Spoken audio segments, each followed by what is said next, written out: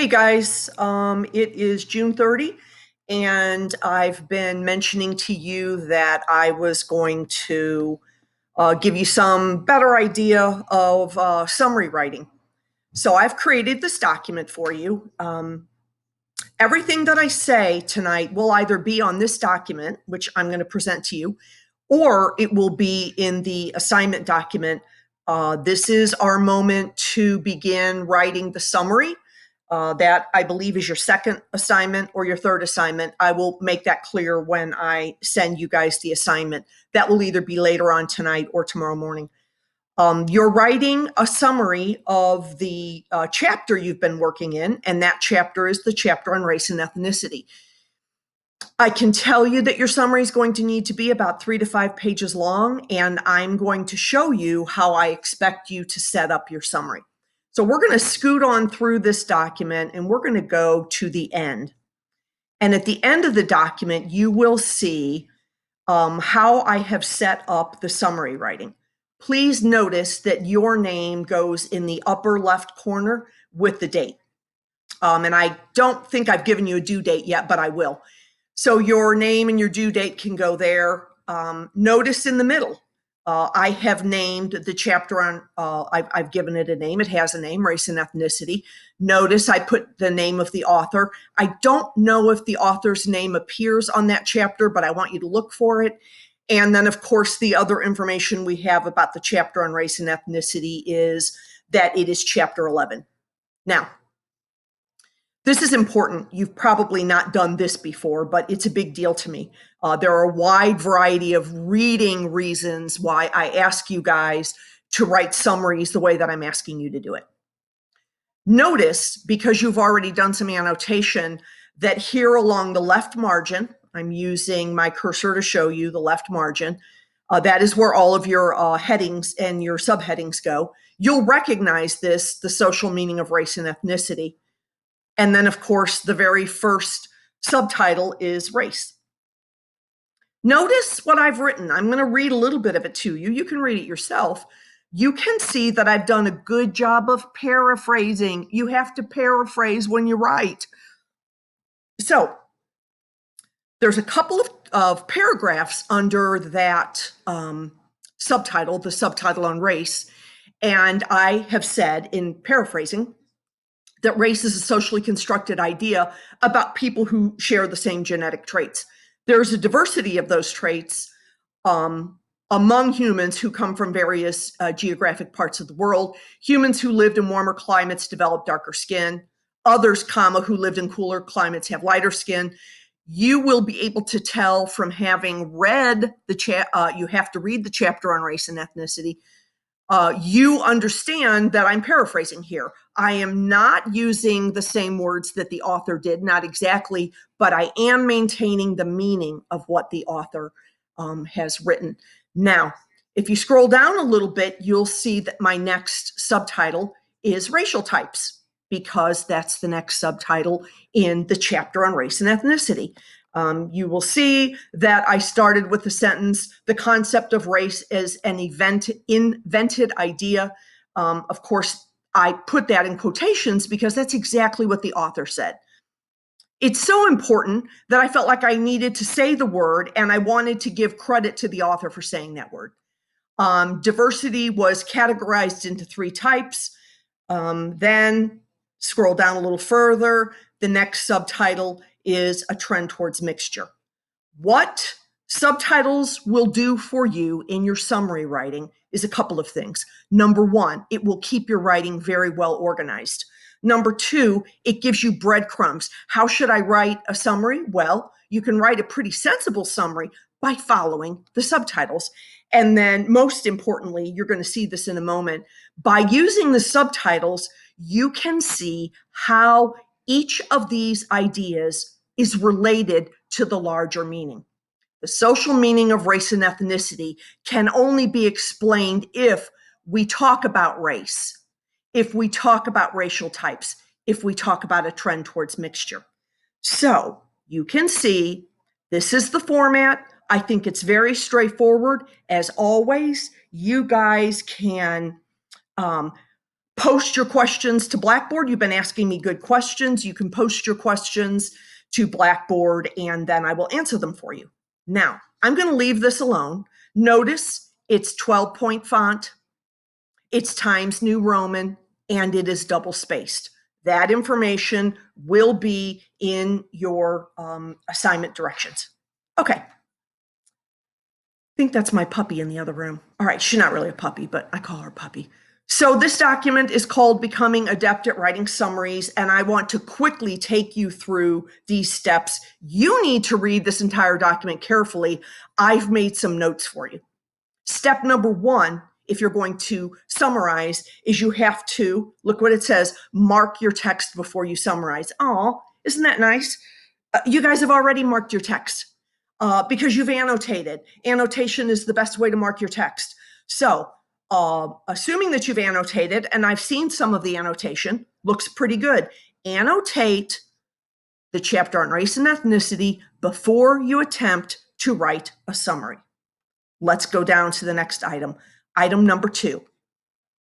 And this is about paraphrasing. You have to paraphrase what you are reading in the same way that I paraphrased and then I started writing.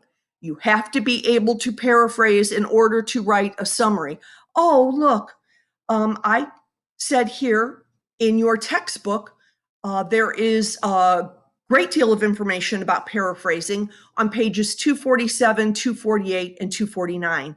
You need to go look at how to paraphrase. Item number 3, use the author's main idea to guide your selection of details. Here's the deal with summary writing. The question is always, how much is too much? How little is too little? You have to think about that when you write. That's a big deal. I'm not looking for a one-page summary because I happen to believe as a reading teacher that a one-page summary for a 13-page chapter is not sufficient. Therefore, don't try to write me a one-page summary. I don't think it can be done. Use the main idea and let it guide the number and the amount of details that you use. Number 4, look for underlying relationships. Well, I've kind of already given you a clue about those underlying relationships. Use the subtitles because here we are, I'm using my cursor. Use the subtitles because they're going to help you to understand the relationship between ideas. Didn't I just say that in order for us to understand this large idea, the social meaning of race and ethnicity, we were going to have to understand race, racial types, and a trend towards mixture? That's exactly what I was talking about. Subtitles are going to help you to write a coherent, substantial summary, which is what I'm looking for.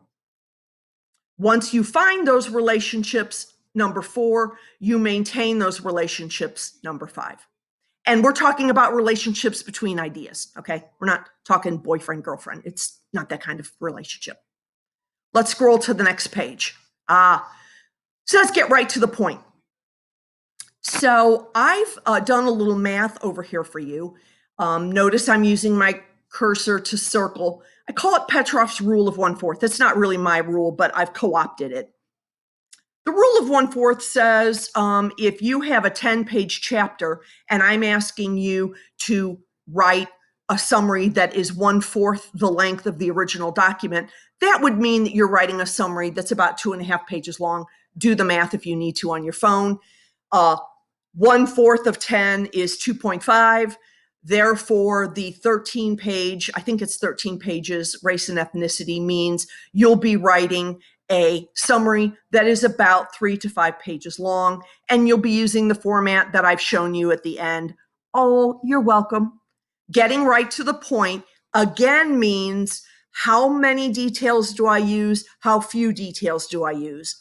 Allow the subtitles to help you make those decisions. Oh, this is a big one, you guys. Item number 7. This is a huge, big deal. I so often get students who are writing a summary about a chapter and they want to use I or we or you or us. No, no, no. I don't want to hear anything that starts with an I or a we or a you. Do not insert yourself You didn't write the chapter on race and ethnicity. I'm asking you to summarize it, not to copy it, and I'm not asking you to put your name on it. I do want you to tell me that you summarized the chapter on race and ethnicity, and I already showed you how to do that with the example that I provided at the end. No opinion. You're summarizing the words of the author is all you're doing. I hate to say it, but it's kind of like a book report. I don't want your opinion. I don't want your analysis. I want you to simply summarize the words. Now, here we go. We're on item number 8. Says if the writing gets too choppy, connect the sentences with transitions. Let me make that easier for you. Oh, I wrote up here in the corner for you. You have to use transitions. You don't have a choice. You have to use transitions inside of your paragraph, and you have to use transitions between your paragraphs because it connects them. Oh, here we go. You say, oh, but I don't know any transition words. Well, there are transition words in the chapter that you guys just finished. Right here, I've given you some page numbers. You're welcome. And all of chapter 7.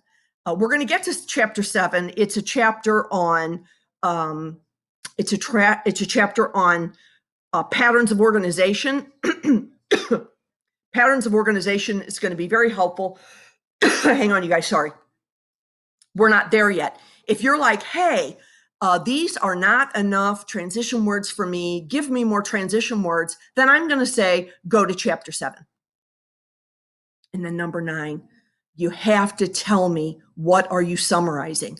All right. You have to tell me.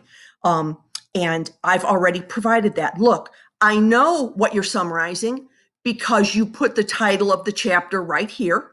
You've given me the name of the author, assuming that there is one, and you've told me that it's chapter 11. Now, if you wanted, you could actually come up here where it says Petroff, and you could say summarized by Kathy Petroff, summarized by John Jones, etc. You don't have to, but you could. It makes it very clear that this is not an original piece of work. You are simply writing a summary of something else that someone else has written. Here you go. Tell your instructor what you are summarizing. Here it is. John Jones, going to put your name right up here, upper right hand, race and ethnicity, name of the author, and then the chapter. In this case, we know it's chapter 11. I hope this helps. There is also a clean version. If you need a clean version of the chapter on race and ethnicity, there's a clean version. Whoops, sorry, I just fell off of something. There's a clean version in Blackboard if you need to go look for it. And I am going to upload this document to Blackboard so that you can start studying it. Certainly by tomorrow, I think you should get ready. You should be prepared to start writing your summary. Be sure to let me know if you guys have any questions. Let's do this. I'm still learning some. Whoa, hello, come back. Oh.